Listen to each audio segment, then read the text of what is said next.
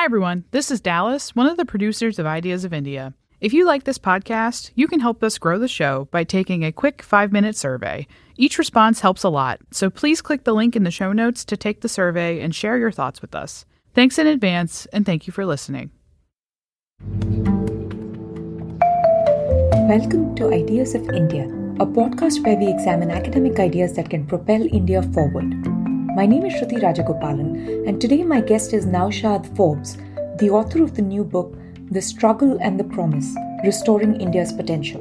Naushad is the co-chairman of the Forbes Marshall Group and was president of the Confederation of Indian Industry in 2016-17. He has a PhD in industrial engineering from Stanford University and chairs the steam engineering companies within the Forbes Marshall Group. He's also the chairman of the Center for Technology, Innovation and Economic Research in Pune. We talked about how firms learn and innovate, the impact of liberalization on research and development in India, why Indian firms don't invest more in R&D, cronyism and protectionism in India, the Forbes Marshall family history, Parsi exceptionalism, and much more. For a full transcript of this conversation, including helpful links and all the references mentioned, click the link in the show notes or visit discoursemagazine.com.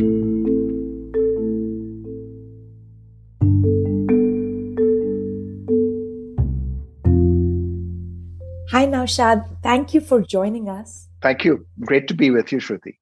I want to start with some of your research on research and development, and you've written a lot about it. But I want to start with what was the impact of liberalization on R&D and innovation more generally? But I also want to know how it changed your thinking at Forbes Marshall and what kind of changes you put in place 30 years ago. When you mentioned that you'd like to start with my research, I was saying, I haven't done research in a while. And then you said on R&D, and I said, oh, very good. That's the one area where I've done some. So I feel a little more comfortable with that as a perspective.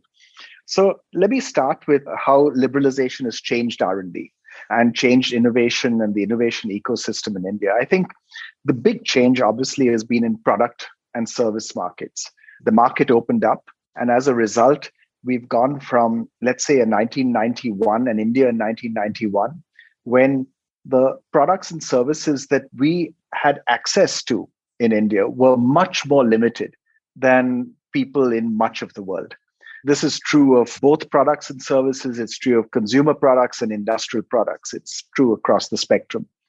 That much more limited offering has just vanished.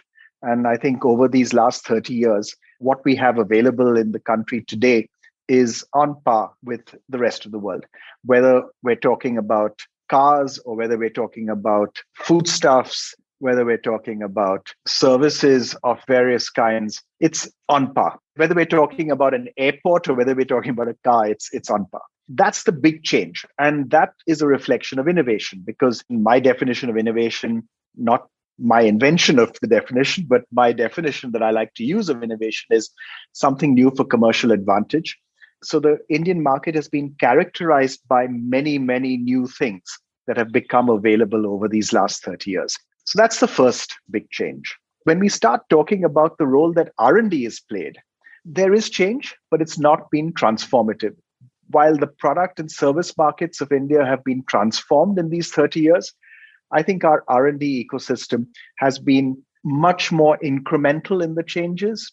And the place where we are today would look very familiar to someone standing in 1991, which is a sobering thing, because if you look at our product and service markets, things look completely different.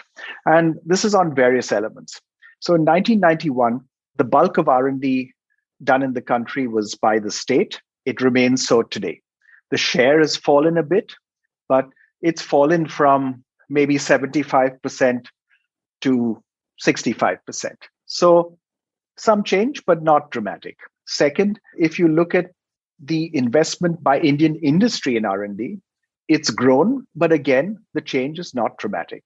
We used to invest maybe 0.2% of GDP in R&D. We today invest 0.3% of GDP in R&D. So these are incremental changes, and this is over a 30-year period, right? So I think that our R&D ecosystem has not, at the aggregate level, changed dramatically in the country. Your third point was how has it changed for us, Forbes Marshall? What have we done, etc. And that reflects, I think, much more significant change. And we're not unique. There are many Indian companies that have gone through similar patterns of transformation and change in these last 30 years. Unfortunately, not enough companies for it to show in the aggregate data being transformed as well. So the story that I talk about in the book is, my brother and I hearing Manmohan Singh's budget speech of 1991 and resolving to do two things. Resolving to, number one, enter international markets. And we decided to enter international markets as a way of forcing ourselves as a firm to learn how to compete with the best in the world. And we said, if we can compete with the best in the world outside of India, we can compete with the best of the world inside India as they come into India. Second, in terms of R&D, where we went from R&D being indigenization, doing something where we develop something locally, which we previously imported. We went to developing products that we could sell worldwide. And it took a while for us to figure out how to do that. It took 3 or 4 years before we started seeing a regular flow of innovative products coming out. But in those 3 or 4 years, we started seeing that, and it's continued and only grown since then. And today, I think the essence of our organization, our company, and its success is built around our ability to compete with the best in the world and our ability to compete with the best in the world also in our innovation output in the new products that we introduce. I want to unpack that last part. You said that you decided after the budget speech, you and your brother Farhad, that you're going to start competing globally. Yeah. What was the binding constraint for doing that before the liberalization movement? Was it that tariffs were so high you couldn't import the relevant inputs that you required? Was it that, foreign exchange was almost impossible to get? Was it the Directorate General of, the technical certification that you needed? What was the control that was the pain point that got lifted in 1991? All of what you mentioned. So, not only 1991, but if you go back to the early 80s, you could not import technology as an Indian firm freely. You had to go to the government and try to get permission to import technology from a foreign firm, whether in the form of a joint venture or in the form of a technology license. And the government would often say no. We personally experienced a really interesting, important, fairly sophisticated technology for making pH electrodes. We had a joint venture agreement signed with a Swiss company, the world leaders actually in the field worldwide. We went to the government for permission. They said no. They said no. Why? Because they said, we've got a laboratory in Chandigarh that has this technology. Go there. We went there. The technology they had was a good 10, 15 years, what we already had as a company. So there was no point. But the joint venture didn't happen. And today, India continues to import all of its pH electrodes. So, we miss out on many things like that as a result of the regulations that were in place that kept sensible business things from happening. The same was true of total manufacturing output. I mean, India must have been unique in the world in having maximum capacity restrictions. Much of the world had minimum capacity restrictions. You must set up a plant of a minimum volume. Only India had this brilliant idea that bigness was bad, so you cannot produce more than this. If you get more efficient, that's your problem. Get less efficient. Limit your total output. So these were absurd restrictions that went away starting in the 80s for technology imports, and then these capacity restrictions, Big Bang 1991 went away, and tariffs coming down. Tariffs came down, to give you an idea, in 1991, they came down from a maximum of, for our industry, from 400%. 400%. I mean, it's unbelievable today. 400%, but the tariffs were capped at 200%. This was reform. To cap tariffs at 200% was progress. And today we take all this for granted because today you can import anything in our industry free of duty. So, it's a transformed ecosystem. And those changes that happened in 1991, I think, today 60% of India wasn't born then. So it assumes that the India we have now was always the India we had. And I don't think we appreciate how messed up our policy environment was in the 70s and 80s, and how very directly our policy environment of the 70s and 80s kept us as a country poor and kept us as a country achieving less than we were capable of. Absolutely. At the Mercator Center, we have the 1991 project talking about how India was before 1991 and how impossible it was to get anything, a pair of sneakers. Yeah, 1991 was a vintage year. It was a wonderful year because, it's the year that the Soviet Union collapsed. It's the year India opened up to the world. I am old enough to remember the 1991 moment, which, as you rightly pointed out, the 2/3 of Indians aren't. Yeah. And it was remarkable, even to me as a child now when I look back, from having 2 types of chocolates, you suddenly had like many kinds of chocolates. Correct. Even for a young child, it was very clear that something had really changed. Suddenly television, private airlines. Yeah. I use the wonderful quote by Seshan, where Seshan said, that, look, Indian Airlines used to publish its timetable for the sole purpose of allowing you to calculate how late you were. And we lived in an environment of inferior products and services.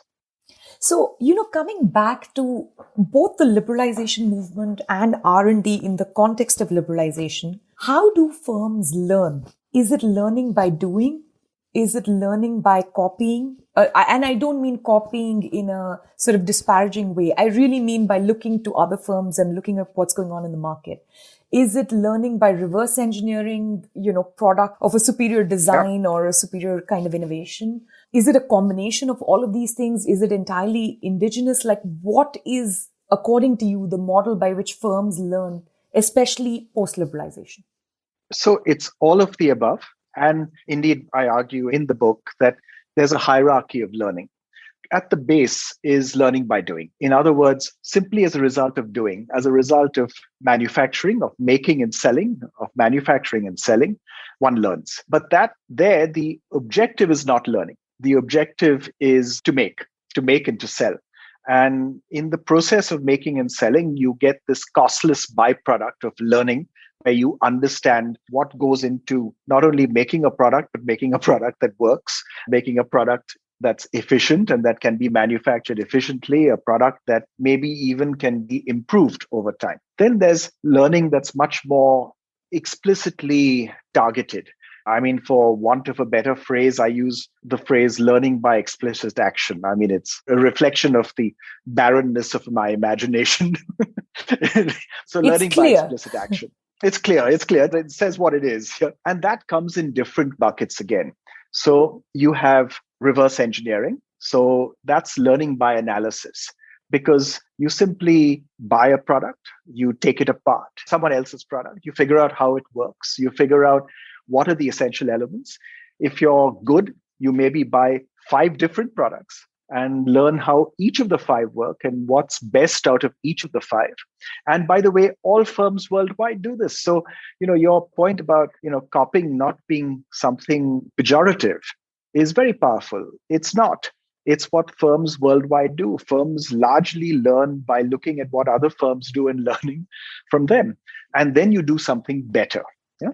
Then learning by analysis also includes analyzing what you do. So documenting work processes, turning tacit knowledge that reflects the skills that are in people's hands into something that's more documented and scripted.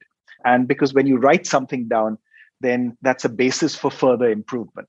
So you go from tacit to codified knowledge. And that is a powerful way of learning by analyzing. And then some firms, not so much, unfortunately, in India. But some firms, if you read the story of the East Asian miracle countries, you read the story of South Korea's takeoff, particularly South Korea, Taiwan to some extent, but South Korea especially, you see this very explicit attention to learning, where when they've started making cars, they import these cars from Japan.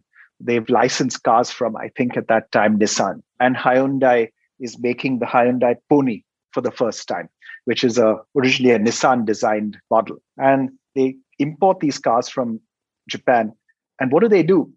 They disassemble and reassemble the cars. And then they did the same thing with microwave ovens from GE. I mean, it's this crazy thing where they're literally disassembling and reassembling the same product, and they practice this until they can do it as efficiently as the Japanese company that they got the car from and the American company that they got the microwave oven from. That kind of learning by very, clear, focused attention is quite unusual, but it's very powerful in fostering that competitive approach to manufacturing. And the last category is R&D, because R&D is also a form of learning. That very often, we think that when someone writes a paper, publishes a paper, that's freely available to everyone. That knowledge contained in the paper is available to everyone in the world. It isn't. It isn't that it's available free. It isn't in that to understand it, you need a certain amount of base knowledge. So you need to invest in a certain amount of knowledge creation yourself to be able to understand the cutting edge of knowledge creation elsewhere. So R&D becomes the firm's formal learning unit. And it then also becomes the firm's formal creating unit. But before it can create, it has to be the firm's formal learning unit. So those are all the, if you like, the hierarchy in which firms can learn. And I've always found it very, very valuable in our own company to think in those terms. And I think it's also powerful at the country level to think in those terms. So if we talk about a new technology, artificial intelligence, robotics, etc., I think we should think in terms of that learning hierarchy. Start with learning by doing, then learn to do efficiently by analyzing, then learn, through looking at what others are doing and taking things apart and reverse engineering and so on. Then learn by some actual sort of explicit practice to become more efficient, and then R&D. This is also helpful, I think, as you said, not just for the firm and for the country, but also I think thinking about broader arc of development across the world. It's a very helpful model because, as you mentioned, South Korea to me is the greatest miracle that's happened in the last 100 or so years. And to me as well. More so than China, More so than China, according to me. Exactly. Yeah. I also say more so than China because they had no natural resources. At the time when they started on this journey, they were, I think, the second or the third poorest country in the world. Same per capita GDP as India in 1960. Yeah. Yes. And in 1950s, today, 15 even lower. times. It was substantially behind India for a while. No real natural resources, completely torn by civil war. Both of us agree on this.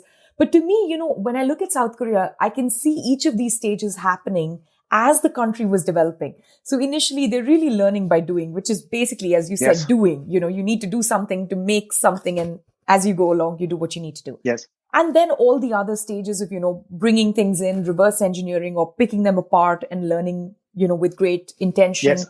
Now, South Korea is sort of at the frontier of R&D. They invest a fairly large proportion of their GDP in research and development, the highest in the world. 4.8% of GDP in R&D. South Korea and Israel are just under 5% each. That's a lot higher than the US. The US is 3%. Yeah.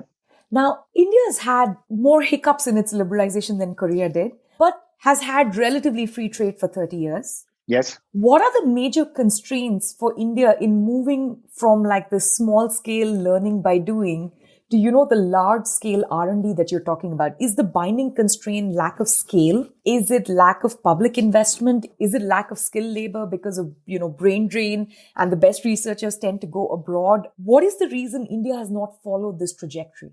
So I think there are three pieces to it. One is firms need to be forced to be competitive. The best incentive to innovate is the threat of being pushed out of business if you don't. Yeah, that's the best incentive to innovate that there is. Yeah, and where does that threat of being pushed out of business come from? Well, if it doesn't come from another domestic firm, it should come from an international firm. In other words, trade liberalization is an essential element in forcing competitiveness on firms and creating the right incentive structure for firms to innovate. But it's necessary, it seems to me, but not sufficient. For it to be necessary and sufficient, we need to take care of two other things. We need to take care of, first, talent flow. And talent flow is a policy issue, unfortunately, because we made the call going back to the 50s, that the government would locate its publicly funded R&D in autonomous independent government laboratories instead of in the higher education system. And that single big call has led to the level of public research being done in our higher education system being a very small fraction of what it could be and a small fraction of what it is in the world. So if you went back, by the way, things are getting better, I should say too. If you went back 20 years, India did less than 1% of its national R&D in the higher education system. Today, we do 7%. So things have improved significantly, but it's improved significantly relative to where we were. Relative to the world, we've still got a long way to go. Because relative to the world does typically between 15 and 25% in most major economies of its national R&D in the higher education system. And you see this in play in the US, in all the great research universities that you're more familiar with than I am. You know, you take Stanford University, which I spent a lot of time at. Stanford's annual research budget is more than the total research done within the entire Indian higher education system. The IITs, the Indian Institute of Science, every university in the country put together. One university, a big university, but one university. And whatever our number of universities is, and a private university. But by the way, that private university relies for over 90% of its research funding on the federal government in the US. You know, so the role that the state plays in fostering a vibrant higher education ecosystem is vital because of its research funding, provided that research happens within the higher education system and not in these autonomous government laboratories. Why is it so important? It's so important because then researchers, the people who are learning how to do research, are learning how to do it alongside the leading researchers in the country. So instead of your leading researchers being in these independent R&D institutes, meanwhile, the students who are learning are in higher education, there's no crossover that takes place of that capability. Here, these researchers are learning alongside people are learning who can later on go out and join companies, join labs themselves, etc., and become the research talent that the country needs. And that output from the higher education sector of talent is its essential output. And I think, again, too often we think that the reason you should do research in the higher education sector is because you want the research output. And the argument that I make in the book, and it always gets me into trouble when I say this at Stanford, is that Stanford is seen as this great model of doing relevant research for society and industry and so on. And the argument I make is that if the world had not seen any of Stanford's research output in its entire history, it might be slightly worse off. It might be slightly worse off. Be slightly worse off. But if the world had not seen the talent that Stanford University has produced, people who went on to start companies, people who went on to work in the government, people who went on to start various institutions, people who went to work for companies, the world would be much worse off. So the key output of a higher education institute is not research. In the process of doing research, it's kind of like learning by doing. In the process of doing research, it produces wonderful talent. And that wonderful talent is what makes the difference to societies and their well-being in the long run. And we need to keep coming back to that. I gave the example of Stanford. The same is true of the real example that I think in India, the University Department of Chemical Technology, which is now called the Institute of Chemical Technology in Bombay. And they have the closest connection with industry in terms of research and so on.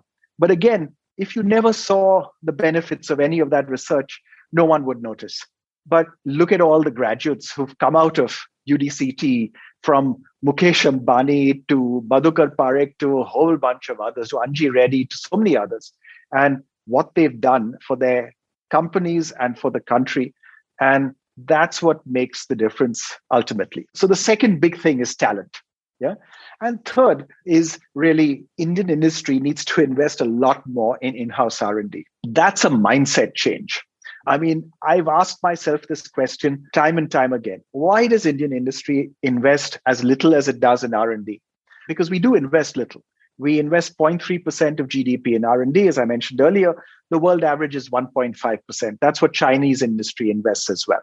So we need to invest 5 times as much. We need to scale our investments by a factor of 5. And we invest less, if you go by different industry segments. In the pharmaceutical industry, which is our most R&D intensive industry, we invest about half the world average as a percentage of sales, R&D as a percentage of sales.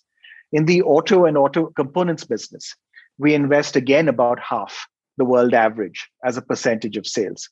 In the software industry, which is this huge profitable industry that we have in India, we invest roughly 1% of sales in R&D.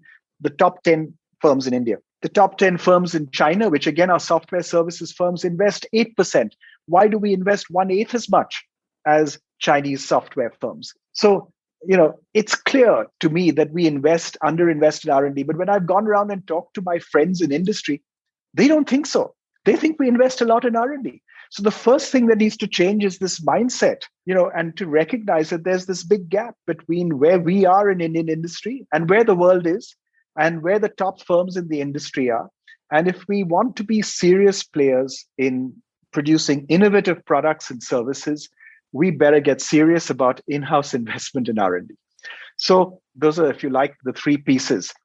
I want to make the connection between point 1 and point 3 that you just talked about. We need to open up and we need to actually face competition and have this mindset change. So is there, mindset always, I find that, it's not that I disagree with you, but I feel like mindset changes when other circumstances change. So do Indian entrepreneurs not see the value in it because they can't get a return from it? Or is it because we produce so much for our domestic consumers? The domestic market is just so enormous that there's very little need to then serve the rest of the world, which means there's less need to compete with the rest of the world. So what is driving that mindset? Is it the lack of openness, or is it other constraints that, we have a ridiculous taxation system, right? We kind of force our companies to put 2% in CSR. And whether that may or may not be a good idea, companies doing CSR is a separate issue, but the government basically penalizing companies and adding a criminal penalty, so do firms feel like they're already doing a lot for the people and this is just one area that feels unnecessary? They might as well enjoy the profits or there aren't great returns? So, I think it's a very good question. And I think you're exactly right that mindset can sometimes be a kind of grab all excuse. Yeah. As you say, where does that mindset come from? And I think the mindset comes from that internal perspective, that inward looking orientation that is part of the mindset. But that's changed significantly in these last 30 years. There's still more change that's needed. It's changed significantly. It needs to change more as a part of the wider opening up and reversals in tariff reform that we've had in the last 5 years. So we need to do that, but there's been some significant progress. In the end, I don't know, I've concluded that it's not actually that Indian industrialists have a large flow of proposals for R&D projects that they say no to. I've gone around asking them, that how many projects did you say no to? And the answer almost always is 0. In other words, any proposal that comes to them, they support, they back. So it's not that they are deciding not to invest in R&D. That's why I say mindset. Yeah, and pipeline, clearly, right? In addition to that's mindset. Right. You need to build that pipeline of projects, that capability within R&D. So one of the things that we're doing now, by the way, is that a think tank that we set up in Pune some years ago called STEER, the Center for Technology, Innovation and Economic Research, and Ahmedabad University. So we're currently actually, as we speak, running a 4-month program for creating R&D managers of the future. And one of the things that we said was that, look, we need to build that capability in R&D within our firms to conceptualize worthwhile projects for our firms. The project we've asked all the companies to work on is, how will you set up a world-leading R&D capability? There are 6 firms in this first cohort of the course, and they're going to present at the end of May. We'll see what they come up with. But hopefully, it's meant to do just this. It's meant to start changing some of these, I'm going to use the word again, mindset. I don't fault you for using that word, but what I meant was there are a lot of reasons for that mindset. And, Correct. it's sometimes helpful to unpack that. It's a reflection of history. It's a reflection of what we're used to. It's a reflection of what's rewarding. That's right. Yeah. And not knowing that there's something better out there that we could do. And, it's sometimes as simple as we don't have major awards for best R&D by different firms, even within industry. But we do have awards for highest amount of CSR done or, the greatest amount of philanthropic or charitable, donations made and so on. When I say reward, I don't just mean profit. I also mean culturally. No, I know. We don't look to people who invest in R&D as our heroes. I agree. I think we need to much more, and we need to judge firms on innovative output. Unfortunately, innovation can too often be a kind of apple pie and motherhood thing. Everyone's in favor of it. Yes. Right? But what do you actually mean? When you say you want to be more innovative, are you willing to pay the price of being more innovative? Meaning, because my friend Jim Adams, who I talk about in the book, used to always say that the difference between an innovative firm and a non-innovative firm is not how you treat success. All firms, innovative and non-innovative, reward success. It's how you treat failure and not trying that makes the difference. An innovative firm will punish not trying, right? And accept failure, right? No one rewards failure, but you accept it, right? And a non-innovative firm will punish failure and tolerate not trying. Now, it's not easy to do. I know because we've tried to do it in our own firm. How do you punish not trying? How do you punish a non-act? It's not easy. You have to, keep talking about it. Tolerating failure is easy, but how do you punish not trying? No, you're right. It's difficult. It has a lot to do with within firm culture. It has a lot to do with leadership. It has a lot to do with more generally the culture in which the employees in the firm were sort of raised. What kind of universities they've been to or what kinds of other factory floors they worked on and what they bring with them. And it's very difficult to explain that. It's an intangible. I think you're onto something when you mentioned what kind of universities they've been to and so on. How do I put it? If I look at my Stanford experience, right? People who come out of Stanford, there are many nice people, but there are many people who think they're the absolute cat's whiskers.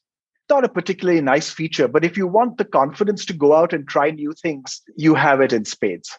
I'm going to get into trouble here, but we need a degree of confidence, not getting all the way up to arrogance, but, enough confidence to try new things, to say, listen, I know I can make this work. We're seeing some of it happen now with our startups and our startup ecosystem. Yes. And I think that's very powerful. And I hope some of that culture of startups and aggressiveness and confidence starts showing up in large firms' R&D departments. It needs to. Yes. And I think it is also, when you talk about failure and, the trial and error that is required, sometimes it's easier to incubate that in a very contained way in a startup and fund a startup as part of your pipeline than, try and change like a huge sort of pipeline or supply chain within your firm, which is already set in its ways. It might actually be easier to support these smaller ventures and spin-offs when it comes to this kind of innovation, especially in India, which is a country that genuinely punishes scale. In every possible way, scale is looked down upon by pretty much every government that's existed. So you are one of the few people I have come across who is from industry. You've actually led CII. But you are a staunch free trade advocate. Because what I have seen is Indian businessmen, and I don't mean anyone in particular, but everyone is in theory in favor of trade, except for their firm. Correct. Or their sector. And then, you immediately want a whole bunch of protections, whether it's in the form of tariffs and so on. You also want lots of special privileges, whether it's breaks in GST and, the lowest levels of GST. There are two parts to this question. One, how have you successfully led CII when that is not the way Indian businessmen function when they band together? It's always about getting favors from the government. And you are quite clearly against it. And second, how do we think about forming a sort of advocacy group that is coming from the business and the entrepreneurship community, which supports more free trade as opposed to as long as my sector is okay, I really don't care much about free trade? Another great question, especially the second one. The first one is easy. It's yes, sometimes when people look at what I'm saying, they say, listen, no one else is saying this in CI or no one else is saying. It's actually not true. There are many others who think like me. Unfortunately, the people who we hear who are more prominent and visible are the ones arguing against free trade agreements and we must drop out of RCEP and Chinese imports are a disaster for Indian industry and all of that stuff, unfair trade and all this stuff. And those are the people who we hear and who make the most noise.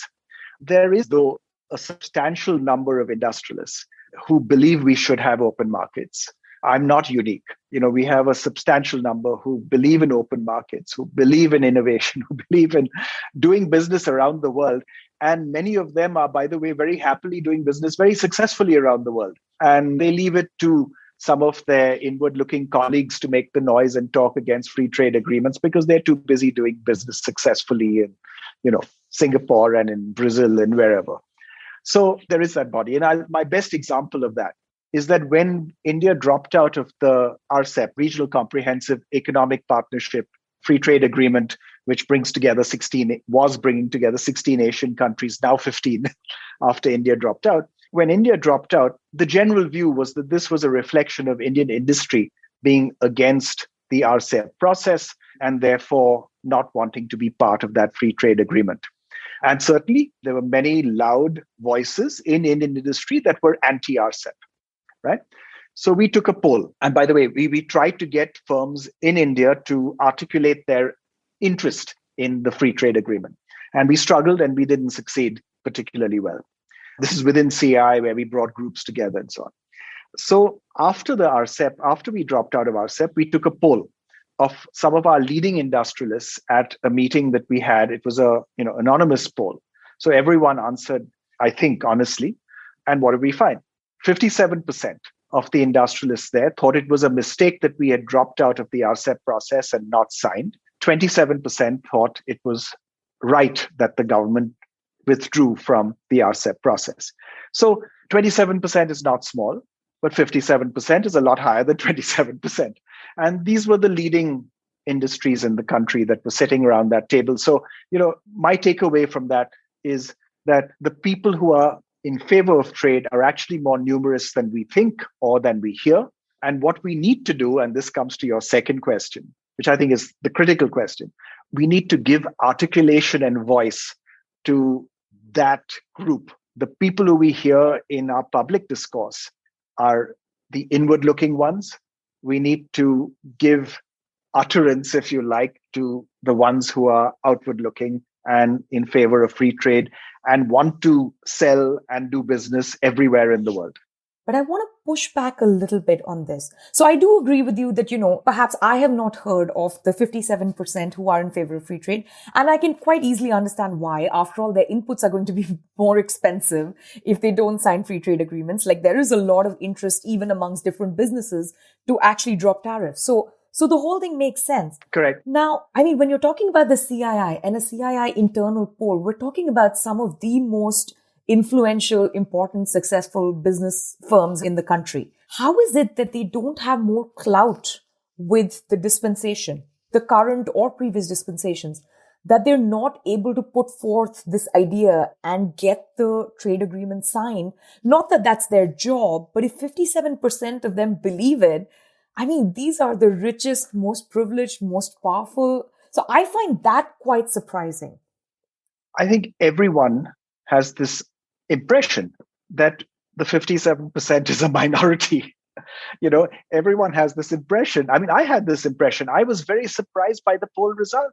I was very pleased, by the way, with the poll result, but I was very surprised by it. I expected it to be the other way around, right? I didn't expect the people in support of RCEP to be zero, but I didn't expect it to be 57%.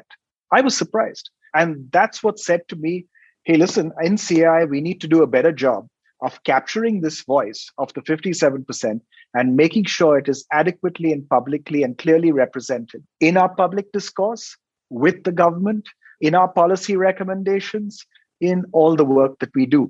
Yes, the 27% needs to be represented too, but they already are. So let's make sure that the 57%'s voice is clearly heard. What's the difficulty? Is it that, there is a lack of purpose or unity and, people just come together when there's a poll or something like that? I wasn't the only one who was surprised. I think everyone was surprised. So, I think too many Indian industrialists think that when they're outward looking and doing business around the world and so on, they think they're unique. They don't realize they're the majority. Well, so it is good to know they're the majority. Now, so this is about RCEP and the free trade agreement. And there I understand that there's a very simple yes and no, right? Should India join the RCEP or not? And if yes or if no, what are the parts that need to be renegotiated or dropped and so on?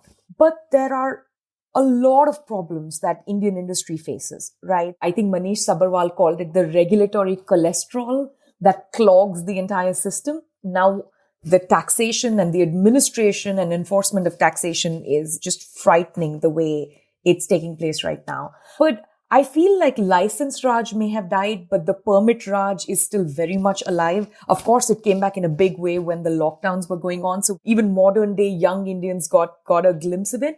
But you still need permits for pretty much everything. And I'm sure you know more about this than I do. There is, a question of simplifying, whether it's different factors of production, right? Land, labor, capital movements across the world.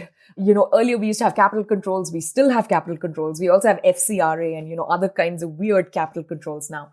Yep. I can imagine each of these causing a major problem for some or the other big firm in India. And a lot of them are in the CII. Why is it that we don't see a strong coalition to deregulate and further liberalize coming from industry? So, if you provide an alternative, then you don't need to do it.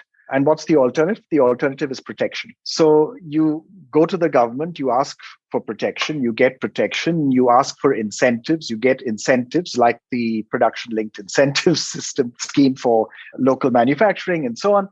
Right. So you go and you ask for incentives and protection, and that's what you get. In return, you then accept that you don't have a level playing field. Right. So now, do we have a level playing field? I agree. We don't. No. We don't, because we have all the regulatory hassles that you mentioned. We're a difficult and expensive place to do business for all those reasons. And we can at times be a perverse place to do business because, of weird interpretations by some bureaucrat of the law and a different interpretation by a state government bureaucrat. We don't have a level playing field. Now, how do you get a level playing field? One way is that you say, open up to the world, right? We're opening up to the world. We're going to compete with the rest of the world. And the only way we can compete with the rest of the world is if you give us this level playing field. So you have to address these regulatory problems. You have to address infrastructure and infrastructure constraints. You have to affect all these regulatory things that make it so expensive and painful to get goods shipped out of the country and goods brought into the country. And so you use opening up as a way of improving the regulatory and business environment in the country. That's what I'm advocating, right? The alternative is protect us, give us incentives, and we won't make a noise about the regulatory environment because you've protected us and given us incentives. So how do we move from the protectionism equilibrium when it comes to CII and other industry groups to the open? First of all, I think CII is very much in the reduce tariffs, open up to the world, certainly improve the regulatory structure, remove these constraints on doing business, these costs on doing business. The reducing tariffs is not a constant enough refrain, in my view. It's a solid, coherent, loud voice in CI. It's not constant, but it could be more constant. But the regulatory approach, the improvement in the business climate approach is a constant refrain from CI. And it covers the work we do with the union government, the work we do with state governments, the work we do with various regulatory authorities. I can point to things that we've worked on in the last week in that category. So that's very much a part of CI focus and has been on an ongoing basis. You suggest this, in a fleeting portion on when you talk about free trade agreements, if we could have some kind of eclipse clause, right? So over a 10-year period, we slowly wean away, all the protectionism. Exactly. They tried to do this a little bit in the Vajpayee government, where they said, tariffs are going to be reduced in a very systematic manner, and they gave credible deadlines, and they actually stuck to those deadlines. So it seems to me like that might be the only way out, right? Because if you have a 10 or 12-year plan to credibly wind down the protectionist infrastructure, then everyone knows that they have to compete, each year a little bit more. And then the pressure can start building on, lowering all the other regulatory roadblocks that exist for industry. How does something like that work when it comes to industry lobbying with government? Well, in terms of industry lobbying with government, I'm not sure industry lobbies for reducing tariffs. No, I mean credible commitments. Industry would benefit from credible commitments, even if it is reducing protectionism. Because I think the regime uncertainty of the Indian state is a really big problem for any firm right now. So that's been one of CII's budget recommendations consistently over these last 5 or 6 years, for example, where we will say that, listen, these tariffs must go away over time. We could go further and faster. So, for example, if you have, for example, as we've seen in this last year, if you see steel companies making profits as a percentage of sales that are ahead of software companies, literally, 25 and 30% of sales, incredible profits. Why do they need tariffs?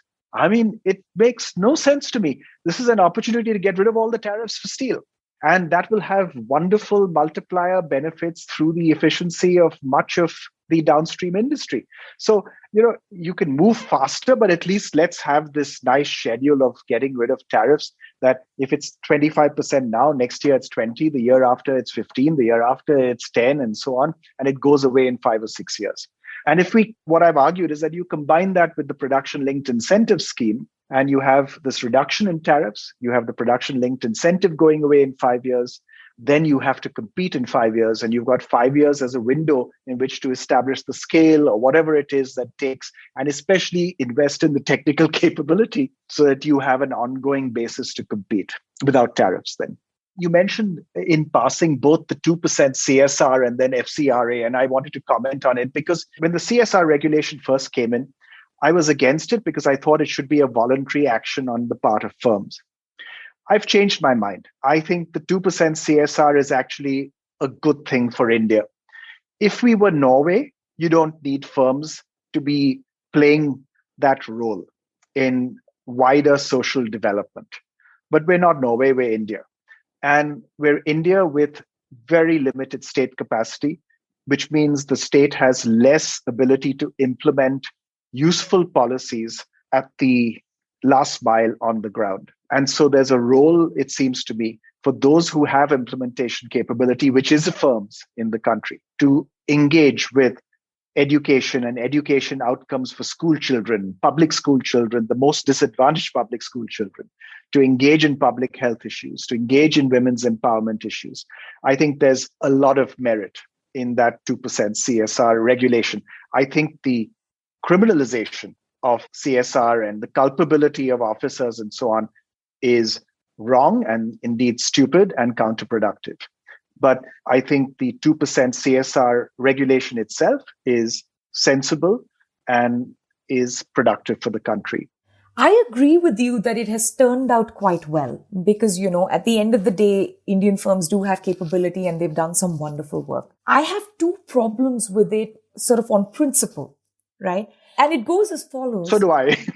My problem is that fundamentally in India, as a culture and the relationship of the state and citizen, we think about for-profit making companies as terrible things, right? That need to be punished and taxed. And so we will keep education, healthcare, a lot of important sectors out of the realm of the private sector. They can only be, the government or the non-profit sector. They can't be for profit. And then you have extreme state failure. And then you say, oh, you can't do this for profit. There are a lot of private firms which would have done it for profit, right? And then you say, we don't have this and we have the private capability, but we won't allow it for profit. So now we must put a gun to your head, quite literally, because it does carry a criminal penalty to have 2% CSR. So my problem with CSR is more that. So if, we kind of opened up and liberalized a lot of important sectors, which are now just predominantly under the purview of the state sector or the third non-profit sector, and then we said you can additionally add these capabilities, I would be happier, because there is a discipline to the profit sector, right? There's a discipline that comes from competing in the market, and then it ensures that resources are more efficient. They go to their highest valued use. So my problem is more at the principle level. I think on the details, both you and I would completely agree that the way CSR has turned out in India has been hugely beneficial. I don't think India would have survived the COVID lockdown without the CSR money, to be very honest. So absolutely. So I fully agree with you on the principle. I think it's a wrong principle, but it has the right effect. So if we're talking as economists, it's wrong. If we're talking as political economists, it's right. As they say, politics is the art of the possible. Yeah. And this is one of the things that was possible. And it's, in that sense, I think, a sensible thing to do. And I think the country is better off for the CSR regulations and the way it ends up being implemented by firms that have increasingly taken it seriously. And I think many NGOs, non-government organizations in India, have benefited hugely in the work that they've done as a result of the CSR funding that's come only as a result of this regulation. Yeah. Now I want to come to FCRA. I mean, one, I don't like the idea of capital controls, especially money going to the third sector. And the second part of FCRA is the incredible discretion that, a few bureaucrats or a few politicians have. They just bring the hammer down on anyone they like or they don't like. It becomes very political and ideological. And it's not just about this government. I think this has been true of capital controls, since war controls were introduced by the British colonial government. So this has been a problem. FCRA now has this additional issue, which is, on the one hand, you're forcing Indian firms to pay up, right? Because the NGO sector desperately needs these funds. There is foreign money that is very happy to bring these capabilities to India, and then we clamp down on that through FCRA. So what is, your economist perspective, but I also want to know from you from the point of view of both, supporting the third sector and its capabilities, but also research and development and learning, because a lot of NGOs are also working in that area. I think the FCRA regulations are completely wrong. They were not invented by this government. They were invented actually by Indira Gandhi and first brought in by her, but they've been, in a sense, perfected by the current government. And the provisions that, make it so restrictive on what foreign funding can flow to NGOs, I think is completely counterproductive for India and wrong. Now, does that mean that every recipient of foreign contributions was this wonderful paragon of virtue doing fabulous work for India? No. The NGO sector has its rotten eggs like every sector. But should you make regulations to suit the dishonest or to suit the honest? I think it should be to suit the 90-some% that are doing wonderful work. So I think the FCRA regulations are wrong and counterproductive. What we've done, where we've basically cancelled, I believe, 19,000 FCRA registrations. We've asked everyone to apply again. And because all the NGOs have applied again, we don't have the capacity in government to actually clear those approvals. So every 3 months, we send a letter off to these NGOs saying that your FCRA permission is continued for another 3 months because we haven't got around to clearing yours yet and looking at the application. It's an absurd way of operating. I don't understand what we're doing, why we're doing it. I think it reflects petty instincts, trying to control things, trying to restrict a flow of funds that India needs and these NGOs need. I think it's damaging to India's development. It's wrong.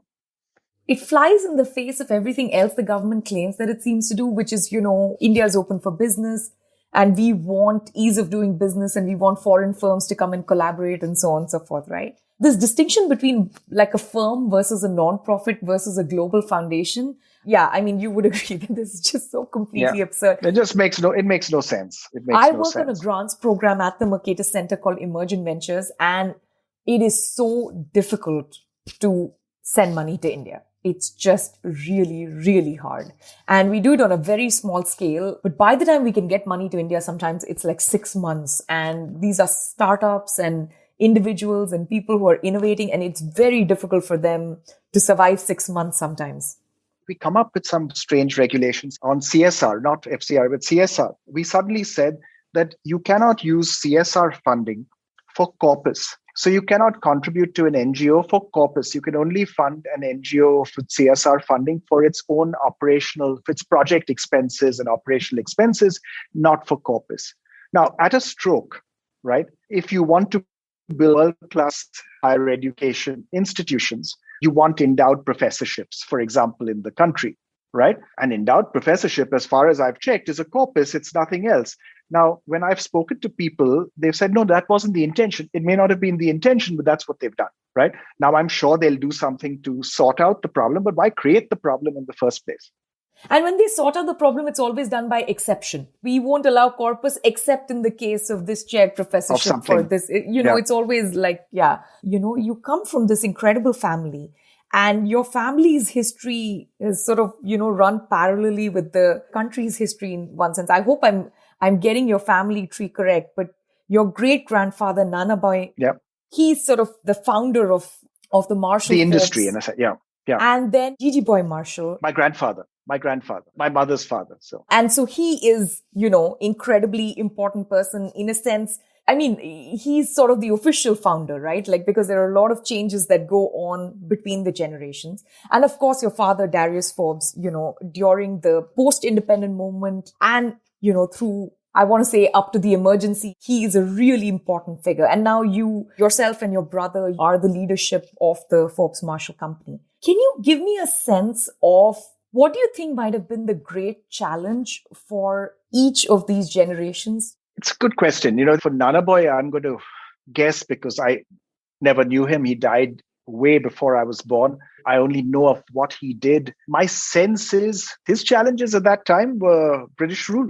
I mean, it was running an enterprise in Bombay where we were a colony, and the constraints that went with that in terms of, restrictions on what kinds of fields you could get into, which were encouraged, which were not.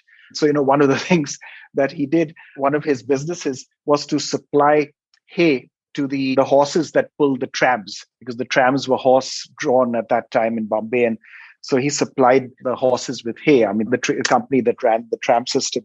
You became a kind of peripheral player in supporting what was being done by the colonial power at the time. So, I mean, I suppose that, but, to the extent that I know enough about it. For my grandfather, when he started his career in 1926. He started selling mill stores, didn't make anything until my father joined him in 1946. And then, they started the engineering business, didn't start manufacturing really until my father wanted to set up manufacturing in 1958-60. So for my grandfather, I think India, this was an exciting time. It's when India got its independence. It's when many new things, new enterprises got started. We started working with new companies at that time, representing them in India. It was a very exciting time to get into business. But then we had a series of restrictions, capital controls on imports, etc. We were importing and selling in India. And that fostered actually setting up a local manufacturing base then, which took a while, but we were generally the first to set up manufacturing for each of the products that we got into. And we were successful, but we were small. We were a small company all through this time. For my father and my mother, who was also involved in the business, really dealt with the license Raj. I mean, dealt with increasing restrictions on what we could do, what we could import, what we could get technology for, who we could sign joint ventures with. And, the 70s, 80s, I think were the worst time in India's history, really. And the regulatory mechanisms that came into play then were really damaging. And in a sense, I got involved in the business in 1986. My brother got involved in the business a few years earlier, 1981.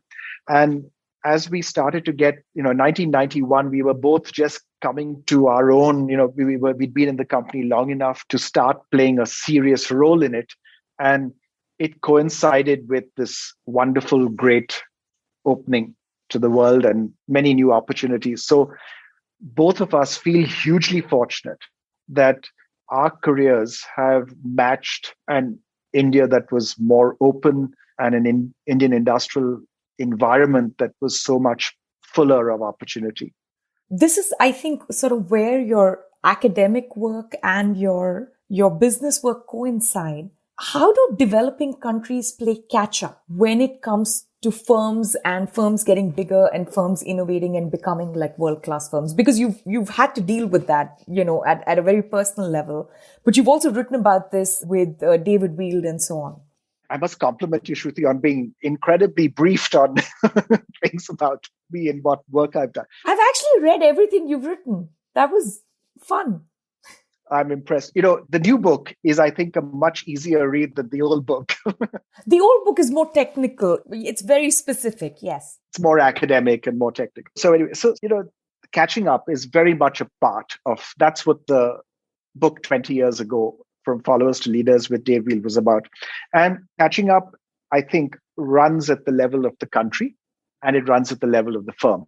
Because at the end of the day, it's firms that will need to move further and faster, and between them, help the country catch up. So for many, many years, our company mission statement was to be a developed company in a developing country.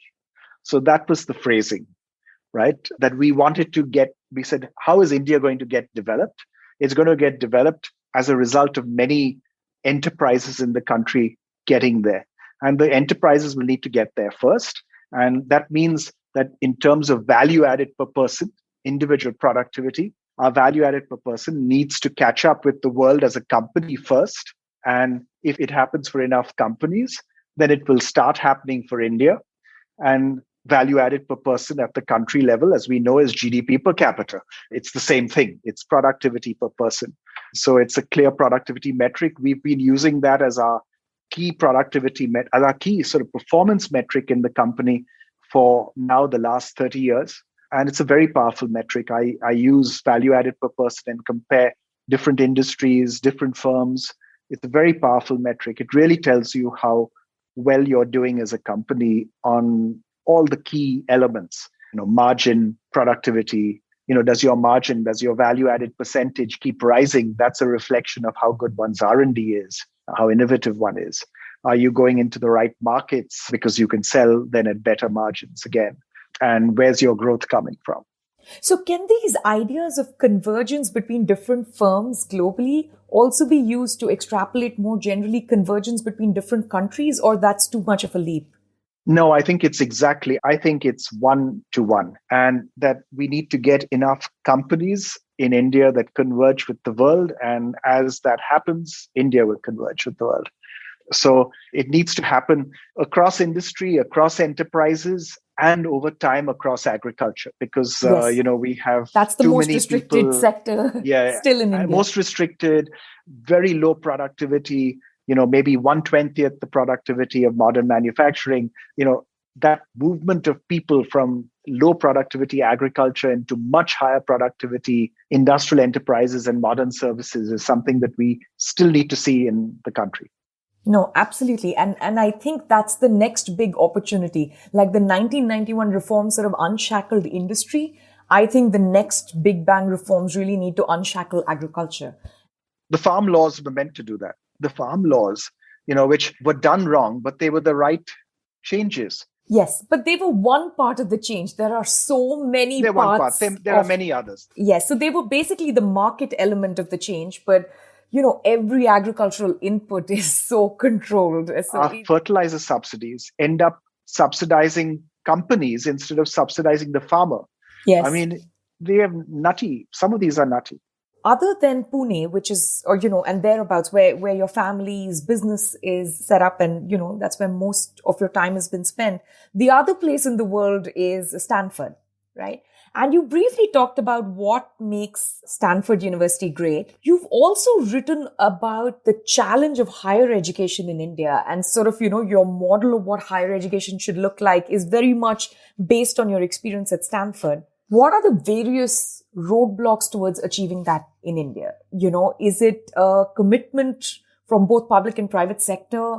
Is it a quality problem? Is it a regulatory problem? Is it a talent problem? Is it all of the above? I think it's primarily a regulatory problem. I think the biggest single leap forward that we can take is by changes in policy, not only at the union government level, definitely including the union government level, but also at the state government level. Because education, as you know, is a joint subject in India. It's both union and states. So what do we need to address? Well, first, we need to address the quality problem, because we've seen a huge entrepreneurial response as there was limited opening up of the higher education space over these last maybe 35, 40 years. Early 80s is when some states started allowing private engineering colleges and then private management institutes to get started. And you've seen this huge explosion in the number of engineers we produce. We produce 40,000 engineers a year. 40 years ago, we produced over 1 million engineers a year. And now, with most of that increase, almost all of that increase happening in the private sector. So it's been a very entrepreneurial response. It's also been a response that's then led to the quality problem because we've expanded it 40 times in 40 years. You're going to have a serious shortage of qualified faculty. That's going to show up in institutional quality and the quality of education that people receive. How do you start to address it? Now, our way of trying to address it has been to try to regulate quality into the system. It's impossible. And decades of trying to do that has failed miserably, right? The only thing that you can actually do is, I think, rely on competition and autonomy, which is what I learned from the US system. You need both. You need competition. You need institutes to compete one with the other, but not just compete one with the other with one hand tied behind their backs, etc., with autonomy and freedom to do whatever they wish. So they should be free to charge what they wish. They should be free to add as many seats in different fields as they wish, not get approval for 60 seats for mechanical engineering. And no, you want to go to 120? No, you can't. You can get 60 in civil engineering, which no one wants to study. These are not sensible. Yeah, autonomy and competition that's the combination that is powerful to improve quality over time, at least in the professional system. That's one piece. Second piece, and this will improve quality across the wider education system. Second piece is at the top pyramid. You need these research universities. And that's the point we talked about earlier on about moving over time the research funding from the state, from the public sector that goes currently into these autonomous R&D labs, freeze it in nominal terms is what I recommend, and give the annual increase to the higher education sector and award those grants on the basis of peer-reviewed proposals. So it's a mechanism that can be put in place very quickly, very efficiently, and it can be quite transformative in a few years in improving the quality of education at the higher end. The great bulk you take care of through competition and autonomy. The higher end you start addressing through these research universities that start to operate with this extra funding that comes into the system for research. Third, we need to worry about the humanities, social sciences, and physical sciences. Professional education will take care of itself through the entrepreneurial response that we've seen, the job market prospects that engineers and MBAs have, and so on. For the social sciences, humanities, physical sciences, more of a challenge. That's where there is the need for the state to play its role. So, to encourage our IITs and Institute of Science and IIMs to become full service universities, to encourage institutes to come together. The new education policy talks about all of this. And we have to see how it gets implemented. And I hope it gets implemented in the right way to bring about these wider institutions of higher education, these universities of higher education that are not these fragmented, smaller colleges, professional colleges, only engineering, only management, etc., only pharmacy. We need these wider institutes of higher education, very much a big role for the state, very much a role where the union government can play a key role by incentivizing state governments to take care of their own state system and give their own institutions funding to move in this desired direction. And then open things up to the private sector. We've seen a few great experiments start recently. Ahmedabad University, Ashoka, Kriya, Plaksha, the Nayantha University that we as CAI members are setting up.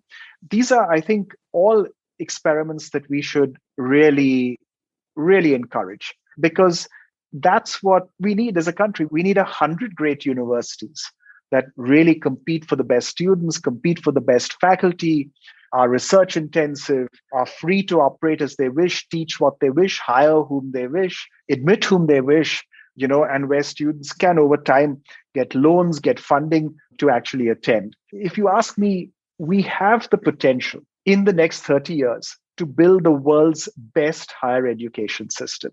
And best, when I say best, I mean a combination of quality and size.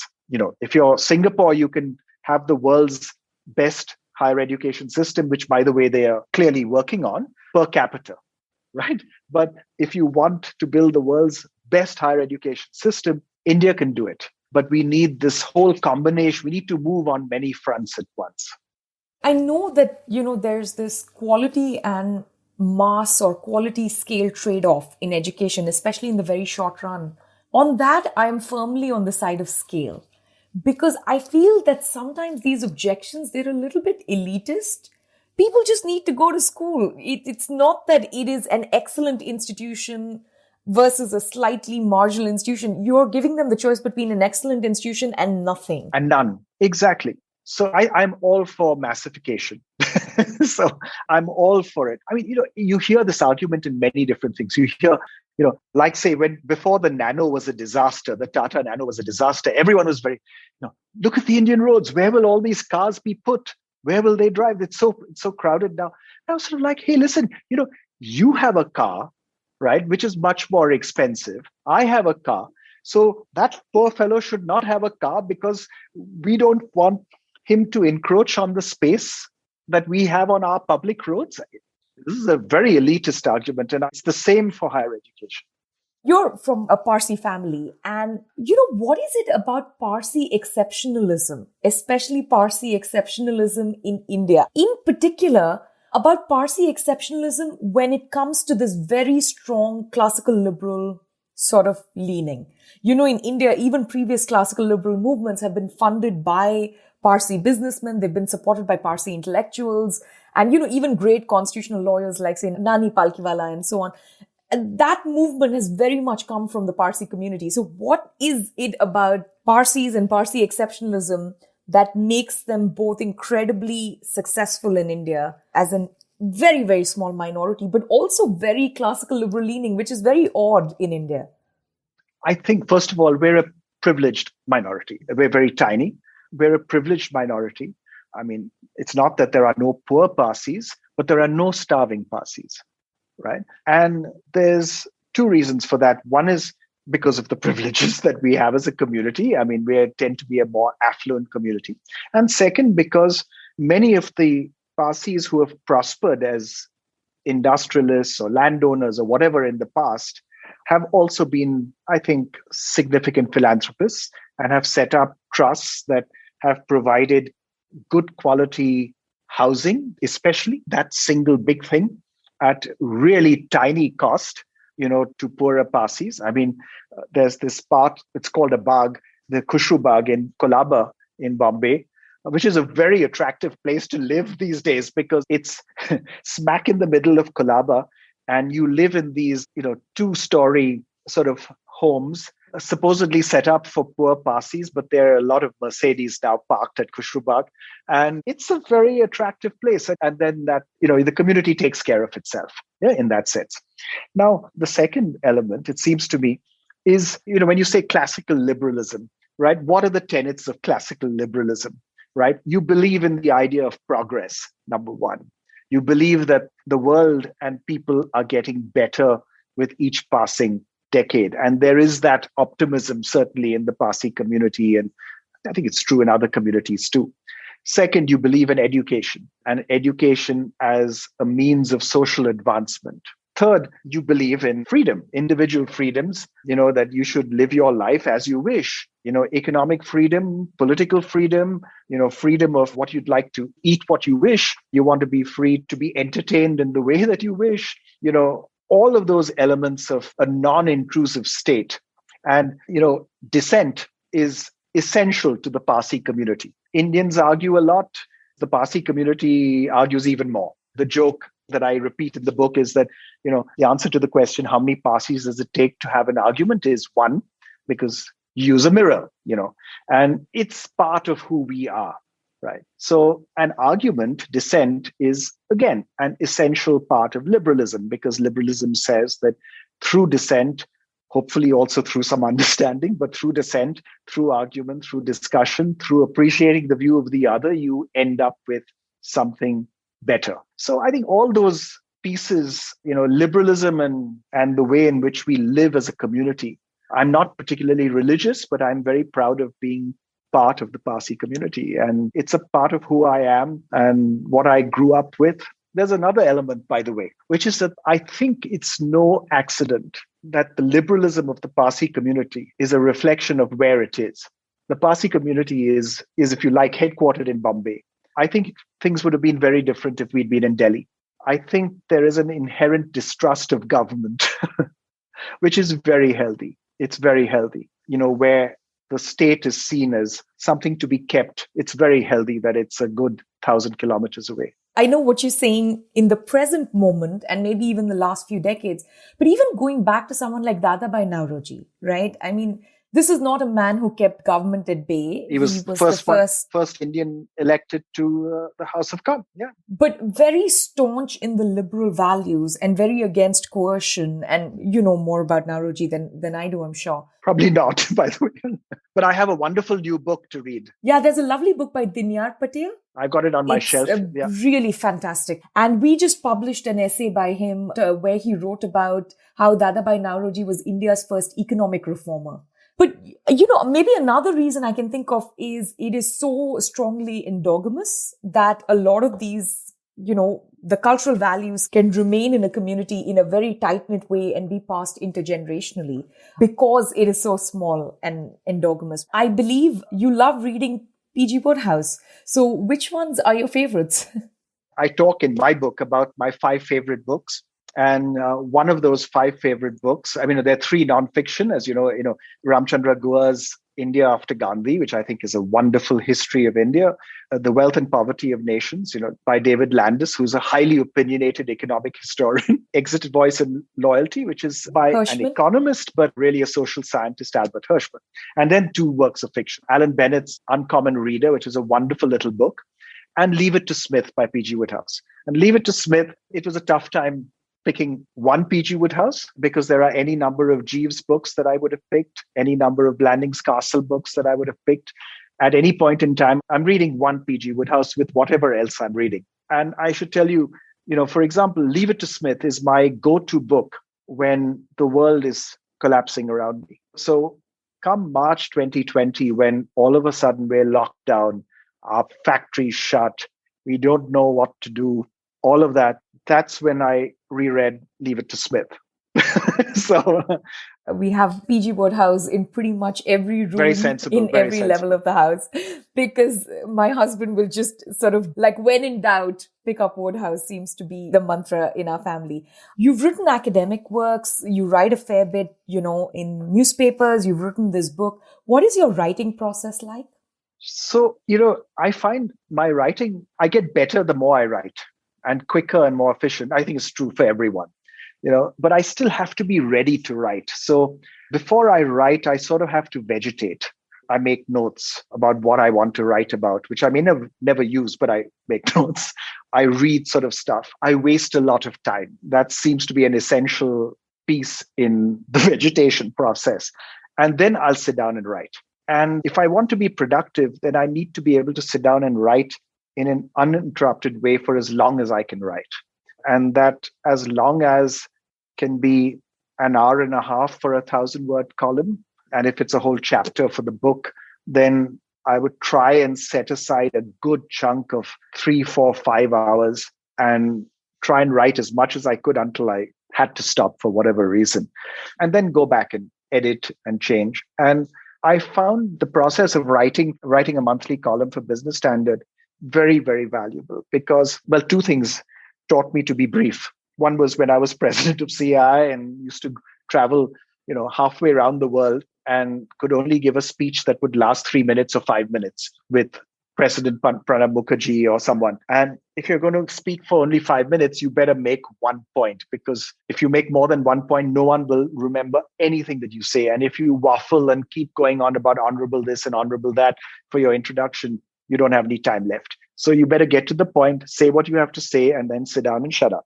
So I think that was a very good disciplining process. What do I really want to say? And how can I say it in as clear and terse and precise a way as I possibly can? And just say it. Don't worry about qualifications. Remove all the qualifying words. So it's not what you do as an academic. You qualify everything that you say, right? You say to the extent that we know and so on. But, don't you get rid of all that, right? And the same for newspaper op-ed piece. You make your point and then stop. And the 1,000 words I found limit is really valuable. I always end up with more. And as a result of making it 1,000 words, it's always better. I listen to music when I'm reading. So I listen to music when I'm making notes of what I'll write about. But when I actually do the writing, probably not. I think I really need to concentrate and write. So. And now I have to ask one last question, which has been very important since I'm meeting everyone after a long pandemic. What have you been binge watching? So, I don't watch television by and large, I'm afraid. What I do watch is I watch stuff on my iPad in the night, sometimes, in bed. And what I tend to watch is I tend to watch shows. So I watch in the last, let's say, year, I've rewatched the entire Yes Minister series. I've rewatched Big Bang Theory. I've rewatched Modern Family. I've rewatched, what am I missing? Frasier. Frasier has a PG Wodehouse quality to it, There is that, especially Niles. There is that element. I love watching light stuff. I basically only watch comedies and the occasional mystery. I'm not one for really serious stuff. I don't like science fiction. I can't stand horror. I refuse. If my best friends were going to see a horror film, I wouldn't go with them. Thank you so much for doing this. This was really wonderful, and thank you for your time. Thank you very much. Thank you. Thanks for listening to Ideas of India. If you enjoy this podcast, please help us grow by sharing with like-minded friends. You can connect with me on Twitter at @SRajagopalan. In the next episode of Ideas of India, I speak with Tripur Daman Singh and Adil Hussain about their new book, Nehru, The Debates That Defined India.